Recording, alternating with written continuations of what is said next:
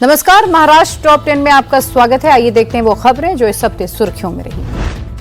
महाराष्ट्र के मुख्यमंत्री देवेंद्र फडणवीस को डॉक्टर ऑफ साइंस की उपाधि से सम्मानित किया गया। सीएम अहिल्यानगर में महात्मा फुले कृषि विश्वविद्यालय के 39वें दीक्षांत समारोह में शामिल हुए थे।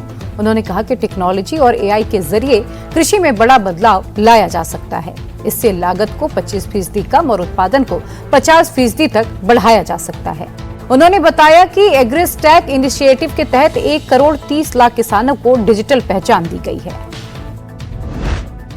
आपल्या वातावरणाच्या बदलामुळे जे काही आपल्या सीझन मध्ये चेंजेस आलेले आहेत त्याचाही परिणाम हा उत्पादकतेवर मोठ्या प्रमाणात होतो आणि म्हणूनच आज खऱ्या अर्थानं कृषी क्षेत्रामध्ये सर्वाधिक तंत्रज्ञानाची आवश्यकता आहे। उप मुख्यमंत्री एकनाथ शिंदे ने मुंबई में आइडिया एक्सपो 2026 का उद्घाटन करते हुए कहा कि महाराष्ट्र मेक फॉर वर्ल्ड की दिशा में तेजी से आगे बढ़ रहा है। 3 दिन तक चले इस एक्सपो में देश भर से आए आर्किटेक्ट्स, बिल्डर्स और पॉलिसी मेकर्स ने डेवलपमेंट और न्यू टेक्नोलॉजीज पर चर्चा की। एक्सपो में समृद्धि expressway, Atal Setu, industrial investment और सबके लिए घर जैसे बड़े प्रोजेक्ट्स पर खास जोर दिया गया। सीएम देवेंद्र फडणवीस ने पुणे में मेट्रो विस्तार का ऐलान किया। मेट्रो भवन का उद्घाटन करते हुए उन्होंने कहा कि पिंपरी चिंचवड और पुणे महानगर क्षेत्र को जोड़ते हुए करीब 200 किलोमीटर का मेट्रो नेटवर्क विकसित किया जाएगा। इस वक्त पुणे में 33 किलोमीटर के रूट पर मेट्रो दौड़ रही है। मौके पर मौजूद डिप्टी सीएम सुनेत्रा पवार ने कहा कि मेट्रो भवन सिर्फ एक प्रशासनिक मुख्यालय नहीं बल्कि आधुनिक पुणे की प्रगति का भी प्रतीक है। या मेट्रो भवनाचे आणखी एक वैशिष्ट्य म्हणजे इथं तंत्रज्ञान, कार्यक्षमता आणि पर्यावरणाचा सुंदर संगम साधण्यात आलेला आहे। या इमारतीमध्ये ओपन गार्डन, लँडस्केप टेरेस, अनुभव केंद्र, 312 आसन क्षमतेचं सभागृह, बॅकअप ऑपरेशन कंट्रोल सेंटर आणि अत्याधुनिक तांत्रिक कक्ष उभारण्यात आलेले आहेत। महाराष्ट्र में एलपीजी की कोई किल्लत नहीं है। फडणवीस सरकार ने लोगों से अफवाहों से बचने की सलाह दी है। कहा कि गैस सिलेंडर की सप्लाई बनाए रखने के लिए कंट्रोल रूम और जिला स्तर की कमेटियों का गठन किया गया है।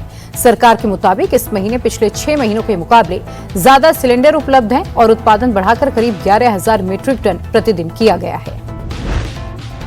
नागपुर में राष्ट्र के अभिमान का प्रतीक बना 200 फीट ऊंचा तिरंगा। मुख्यमंत्री देवेंद्र फडणवीस ने कस्तूरचंद पार्क में स्थापित इस विशाल नेशनल फ्लैग का लोकार्पण किया और कहा कि ये तिरंगा लोगों में देशभक्ति की भावना को और मजबूत करेगा, साथ ही स्वतंत्रता सेनानियों के बलिदान की याद भी दिलाएगा।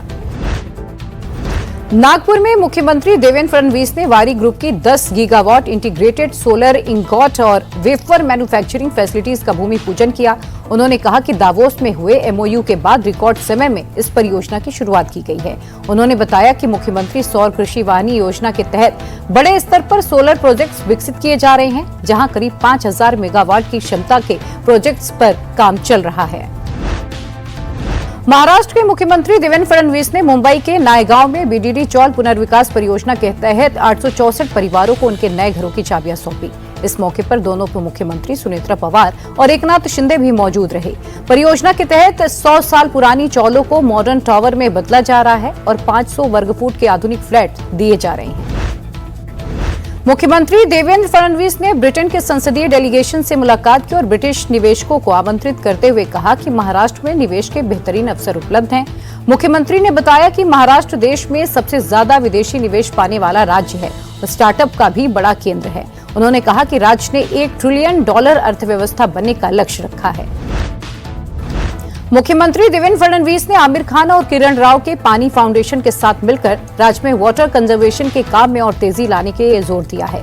किरण राव और आमिर खान से मिलने के दौरान सीएम ने जल संरक्षण को लेकर उठाए गए कदमों का अपडेट भी लिया। मुख्यमंत्री ने कहा कि इस साल राज्य में सामान्य से कम बारिश होने की संभावना है और इसीलिए अभी से तैयारियां करने के निर्देश भी दिए गए हैं।